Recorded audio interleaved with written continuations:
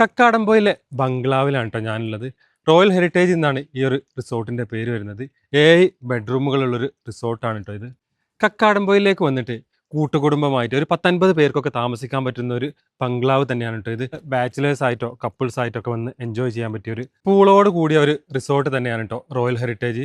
Pool നമുക്ക് infinity അല്ല, അതുപോലെ തന്നെ പൂളിൻ്റെ അടിവശത്തിന് തന്നെ ടൈൽസ് ഒന്നും കാണാത്തതുകൊണ്ട് തന്നെ നമുക്ക് ആ ടൈൽസിലുള്ള ഒരു ഭംഗി നമുക്ക് ഈ ഒരു പൂളിൽ നിന്ന് കാണാൻ പറ്റുന്നില്ല. പക്ഷേ വലിയൊരു പൂള് തന്നെയാണ് കേട്ടോ ഇവിടെ സെറ്റ് ചെയ്തിരിക്കുന്നത്. നേരെ നമ്മൾ ബംഗ്ലാവിൻ്റെ അകത്തേക്കാണ് കേട്ടോ പ്രവേശിക്കുന്നത്. വിശാലമായൊരു ലിവിങ് ഏരിയ തന്നെയാണ് കേട്ടോ. ഇത് കണ്ടില്ലേ, ഇത്രയും വിശാലമായിട്ടുള്ളൊരു ലിവിങ് ഏരിയ ആണ്. അതുപോലെ തന്നെ നമുക്ക് മുകളിലോട്ട് കയറാനുള്ള ഒരു സ്റ്റെയർ ഉണ്ട്. ആ വശത്തേക്ക് നമുക്ക് നോക്കുകയാണെങ്കിൽ കിച്ചൺ ആണ് കേട്ടോ. നമുക്ക് ഇവിടെ ഒരു TV സെറ്റ് ചെയ്തിട്ടുണ്ട്. നമുക്കിനി ഈ വശത്തേക്ക് 2 ബെഡ്റൂമുകളുണ്ട്. ബെഡ്റൂമിലേക്ക് നോക്കുകയാണെങ്കിൽ ഇതാ അത്യാവശ്യം വലിപ്പമുള്ളൊരു ബെഡ്റൂമാണ് കേട്ടോ.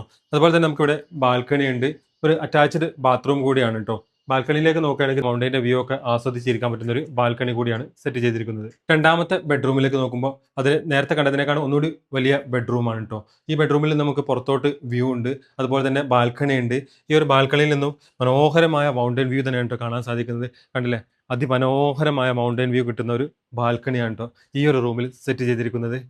മൂന്നാമത്തെ റൂമാണ് കേട്ടോ നമ്മളിപ്പോൾ കണ്ടുകൊണ്ടിരിക്കുന്നത്. മൂന്നാമത്തെ റൂമും അത്യാവശ്യം വലിപ്പമുള്ള ഒരു റൂം തന്നെയാണ്. അതുപോലെ തന്നെ നമുക്ക് അറ്റാച്ച്ഡ് ബാത്റൂം ഉണ്ട്.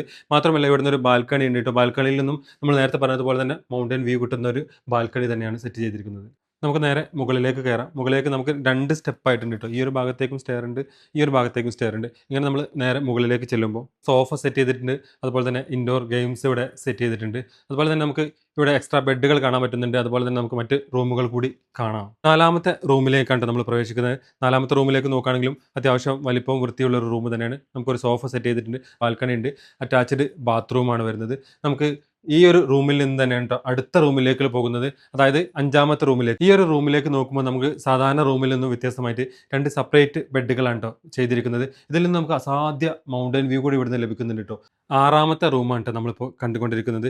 അത്യാവശ്യം വൃത്തിയുള്ള വലിപ്പമുള്ള ഒരു റൂമാണ്. നമുക്ക് ഈ ഒരു 3 ഭാഗവും വ്യൂ ലഭിക്കുന്ന രീതിയിലാണ് ഇവിടെ സെറ്റ് ചെയ്തിരിക്കുന്നത്. പുറത്തോട്ടുള്ള ഒരു വ്യൂ എന്ന് പറഞ്ഞിട്ടുണ്ടെങ്കിൽ നമുക്ക് ആ മൗണ്ടൻ വ്യൂ മനോഹരമായിട്ട് തന്നെ ഇവിടുന്ന് കാണാൻ സാധിക്കുന്നുണ്ട്.